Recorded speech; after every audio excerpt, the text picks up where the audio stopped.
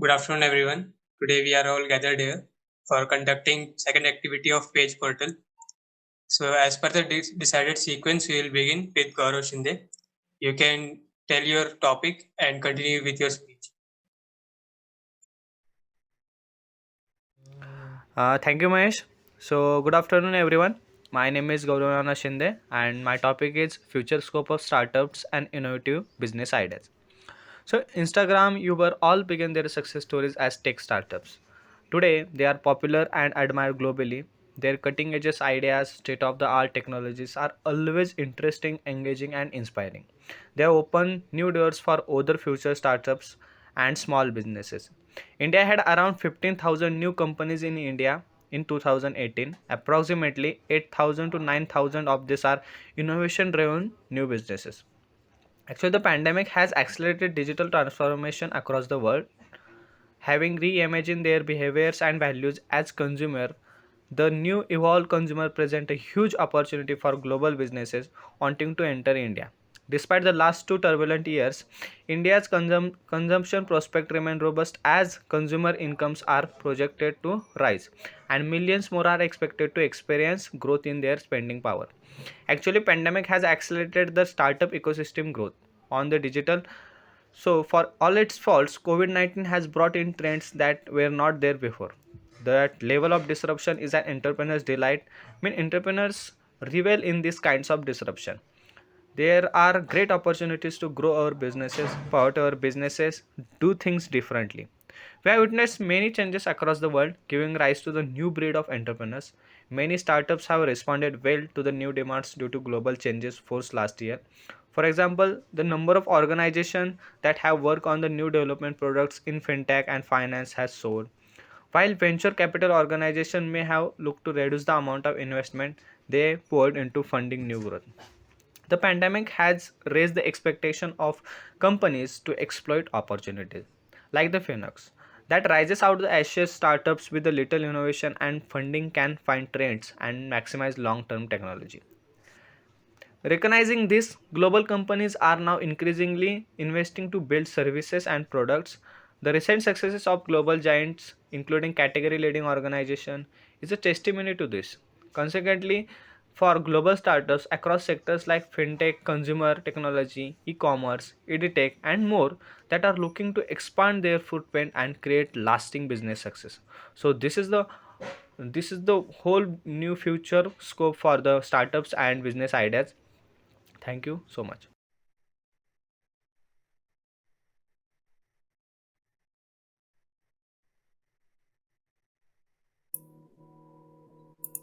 Thank you, Gaurav. Hello everyone. My name is Shivam Ravindra Gautre, and my topic for today is pollution caused by disposable masks. Since the COVID-19 pandemic began in 2019, face masks and other personal protective equipments have become essential for healthcare workers. Disposable N95 masks have been in especially high demand to help prevent the spread of this virus that causes COVID-19. All of those masks carry both financial and environmental costs. The COVID-19 pandemic was estimated to generate up to 7,200 tons of medical waste every day, most of which were disposable masks. And even as the pandemic slows down in some parts of the world, healthcare workers are expected to continue wearing masks most of the time. The toll could be dramatically cut by adopting reusable masks. According to a new study from MIT, that that has calculated that financial and environmental cost of several different masks uses scenarios. Decontaminating regular N95 masks so that healthcare workers can wear them for more than one day drops cost and environmental waste by at least 75% compared to by using a new mask for every encounter with a patient. Perhaps unsurprisingly, the approaches that incorporate reusable aspects stands to have not only the greater cost saving but also significant reduction in waste, says an MIT assistant professor of mechanical engineering and the author of this study. The study also found that fully reusable silicone N95 masks could offer an even greater reduction in waste. In early stages of this COVID-19 pandemic, N95 masks were in short supply. At many hospitals, healthcare workers were forced to wear one mask for full day instead of changing them for a new patient each time.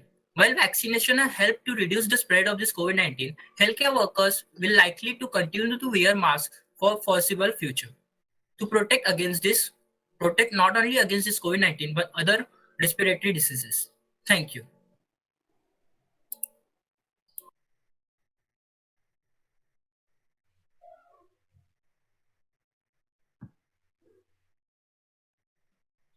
Thank you, Shivam. So, I'm Pratiksha Patil. Today, I'm here to share the thoughts on the topic pros and cons of privatization of the railways. Before moving to the towards the actual topic, we'll see what is privatization actual means. The privatization is a transition of government-owned company to the privately owned enterprise. It happens only when the more than 51% of shareholdings of the government are transferred to the private hands. So you might be having the question that why the need of privatization of railways arise. So the last year in 2019 budget, government has announced that in till 2030 they will invest around 50 lakh crore rupees for the improvements in the railway sector. So to fulfill this need of the investment, Ministry of Railways taken the initiative uh, that is the privatizing the this sector. And also in when the COVID-19 pandemic has rise in 2019 and 20, around 840 crore passengers were unable to travel through the railways because of shortage in the shortage of railways and the waiting list. So now we'll see the what are the benefits that will um, help the for the improvement of the railway sector. The first one is the induction of the modern technology. We as we are privatizing this sector, the private companies will morely improve the technology in the railways, and that will lead to the reduction in the transience time.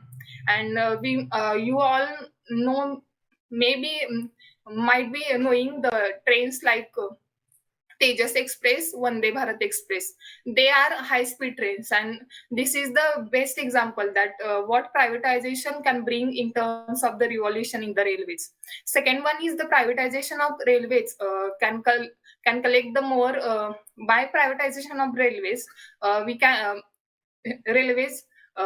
We can collect the more revenue now, which will be in terms of the uh, money which will get from the bidding process, and also the travel fare from the passengers which we are unable to collect because of the shortage of the trains. Next one is as this project is under the reform for the quality, and this project has issued under the Make in India project. So this project will lead to the creating the more jobs opportunities for the young Indians. And fourth one is as infrastructure cleaning and the management will be seen by the private companies. The passengers will get better services. As privatization has benefits, so as every coin has two sides. The privatization may lead to the disadvantages.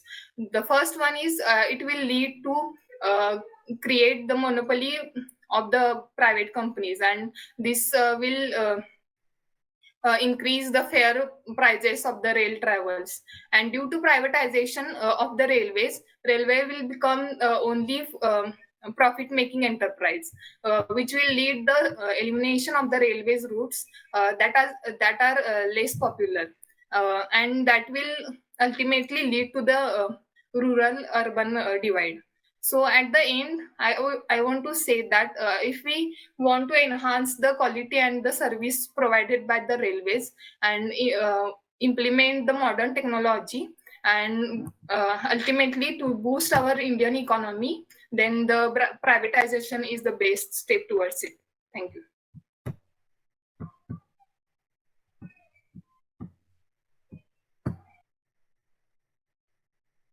Thank you, Pratiksha. My name is Utkarsha Sarunkhe, and my topic is evolution of automobile in future.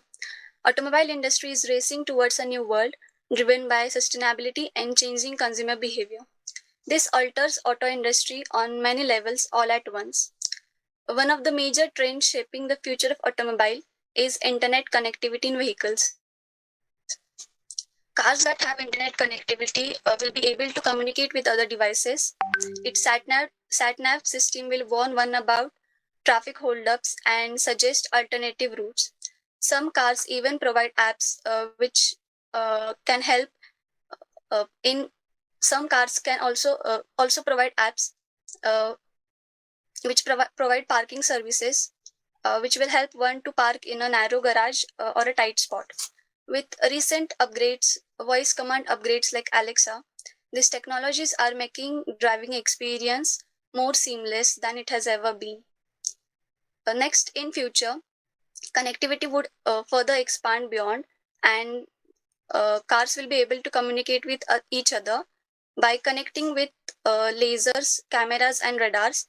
They will be able to create a 3D map of surrounding, and this will eventually lead to self-driving cars. Currently, we are at a level 2 of automation where cars use millimeter wave radar to detect and cameras to detect obstacle, but this technology is somehow less feasible. So a new technology is being developed. It's called 3D lidar technology, which will emit its own 3D laser light and map the surrounding. This system will work well in situations where cameras tend to fail, especially during night.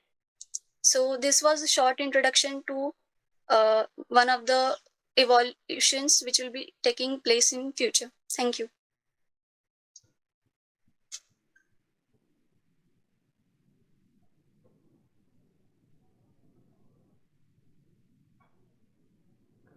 Thank you, Kasha. I am Shreyas Jadhav, and my topic is what financial literacy.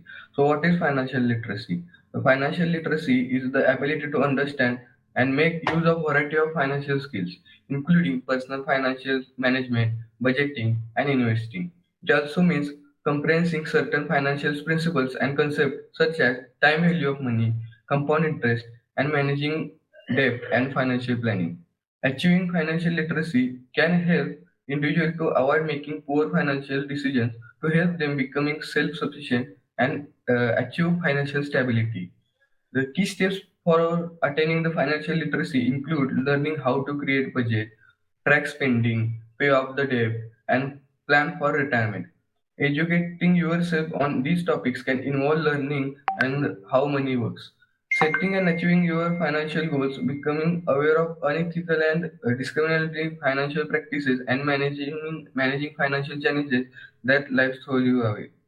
The personal finance is where the financial literacy is translated into the individual financial decision making.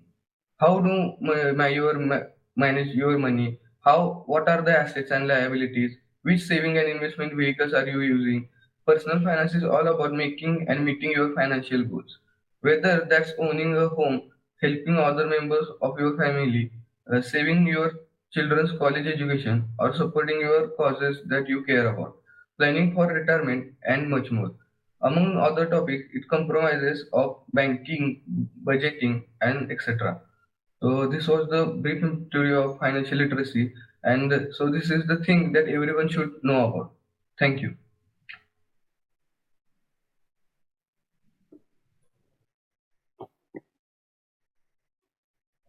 So thank you, Shreyas. Hello everyone. My name is Ritvik Sudhakar Thale. And my topic is India ready for electric vehicles?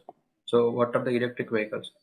Unlike conventional petrol and diesel vehicles, electric vehicles use one or more electric motors for the propulsion. And the electricity is stored in battery which is used to power the electric motor. There are many types of electric vehicles such as electric cars, electric trucks, buses, electric bikes, trains, scooters, trains, etc. So, however, amongst all manufacturing and putting the electric cars on the road is the vision to make India pollution free. So, Tesla, BMW, Nissan, Chevrolet, Ford, Volkswagen, Kia are the leading manufacturers of electric vehicles. What are the benefits of electric vehicles? They are cost effective, they are environmental friendly, less maintenance, and also they reduce the noise pollution. So I can say that India is ready for electric vehicles, as India has been manufacturing indigenously and successfully using electric locomotives that pull the train coaches with thousands of tons of load. This has not only saved the conventional fuel like coal, diesel, but has also saved the environment from getting polluted further. Accordingly, manufacturing and using the electric cars is not a big hurdle. According to a report by Niti Aayog, India can save up to 64% of anticipated passenger road-based mobility-related energy demand and 37% of carbon emissions by 2030 by pursuing a shared electric and connected mobility future.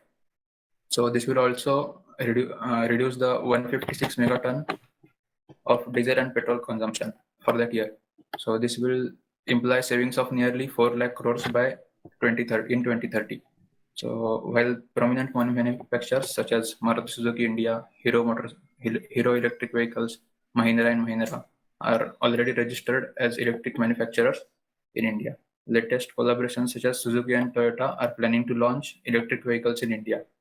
On the same lines, India's first EV manufacturer, Mahindra and Mahindra, has forged a partnership with Ford to develop electric mobility solutions that are affordable for Indian consumers. So among the world's 20 most polluted cities in the world, 13 are in India. So vehicular pollution is one of the main reason for the air pollution. So as the signatory to Paris Climate Agreement, India has been obligated to bring down its share to global air pollution by 2030. Thank you.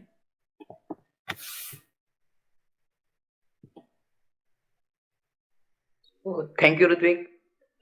So, first of all, hello everyone. My name is Tejas More, and my topic is cryptocurrency, a new age currency exchange. So, now we need to know exactly what is a cryptocurrency. To understand cryptocurrency, let's break the term cryptocurrency into two terms, crypto and currency. The word crypto here refers to the hidden information. The hidden information includes the details that are made secured by using advanced technology, and the word currency here refers to the digital cash. In other words, cryptocurrency or crypto is a collection of binary data which is designed to work as a medium of exchange. Individual coin ownership records are stored in a digital ledger, which is a computerized database using strong cryptography to secure transaction records, to control the creation of additional coins, and to verify the transfer of coin ownership. The characteristics of cryptocurrencies are also not similar to other financial assets that are traded in the financial market.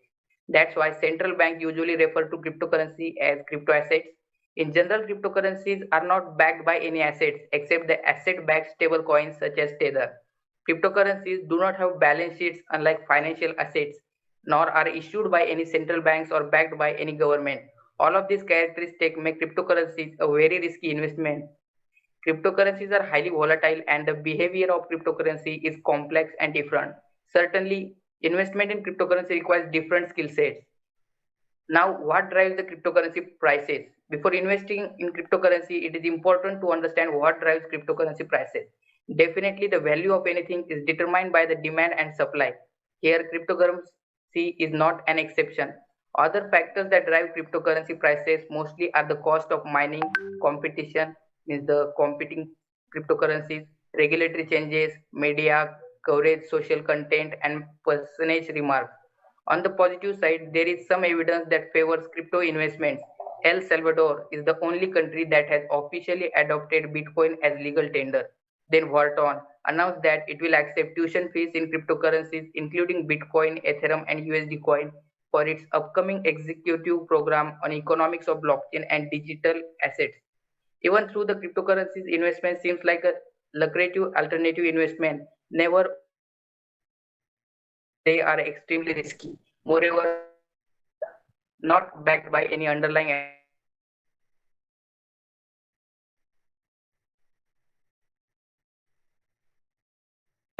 they small amount of their savings into these kinds of investments.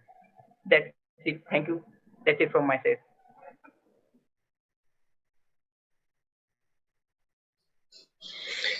Thank you, Tejas. Good afternoon, everyone. My name is Yasraj Bunkar, and my today topic is childhood is the best time for everyone. Childhood is the most fun and memorable time in everyone's life. It is the first stage of life which we enjoy whatever we like. Beside this, the time that shapes up the future. Moreover, it's the golden period of life in which we teach children everything. The memories of children ultimately become the lifelong memory which always brings a smile on our faces. The only grown ups know the real value of childhood because the children do not understand these things. Moreover, children have no worries, no stress, and they know free from their filth worldly life. Also, when an individual collects memories of his or her childhood, they give a delighted life. Besides, bad memories haunt the person in entire life. Apart from this, as we know, we feel more attachment to our childhood, and we want to go want we want to get back these days, but we can't. This is why many people say many times, time is neither a friend for foe, because time which is gone can't come back. Neither do our childhood. Importance of childhood is it has no importance, but it if you ask an adult, it is very important. Moreover, it is a time when the moral of social character of children develop. In this stage of life we can easily remodel the mindset. Thank you from my side. I'm Rutvik from third year mechanical engineering, and for TPO activity 2, I am going to illustrate the topic of if artificial intelligence can be harmful to human beings. Artificial intelligence. So with intelligent machines having mass amount of data of how humans work, how different processes are, and with phenomenal computational power it has, will artificial intelligence be a threat to humans? Actually, there are two sides to this, and the debate is going on since the term was introduced. So, if we speak from one side, then it would be wrong to come at conclusions. AI machines, like other humans, they are also capable to take decisions on their own. But at what extent are they free to take decision is the main question. And AI is an attempt to reproduce super intelligent human beings. So those are machines which are actually super beings, and super beings filled with us in a society is a recipe for disaster. They are mirror to our desire of immortality and zero weakness. Most importantly, the AI has not been used to get rid of poverty, to have equal distribution of power and wealth, and many more such good things. Then instead they are primarily intended to profit companies. Now, actually, when we look at previous arguments, we may say that AI, the threat is not in technology, but in humans who use such technology. For example, guns don't kill, and people do. It should be remembered that technology is useful as it can be harmful. It is just how we use it. And on the better hand, the cars are driving on their own. They may lead to less accidents, and if all cars are will drive on their own, they could be connected together, thus eliminating the total accidental threat. We are making groundbreaking discoveries in medical sciences, prosthesis, sound generation, and many more things. And these things are only possible because we have a machine which is intelligent enough to gather data, work on it, and provide us a solution. And now another big issue with AI is unemployment. Here too there are two sides. As we know that more intelligent machines are actually more accurate and best options for employment. So there is going to be job crisis if the growth rate of AI technology becomes too high. But we all know that machines are enhancing since we know the humanity existed, and still we adopt it in such a way that new employment options are created. We should educate people about AI and train them to use it. Hope it was a very learning experience for all of us. We will soon meet for conducting more such exercises from Page Portal. Informations about the next activity will be provided to you very soon. Thank you all for joining us today.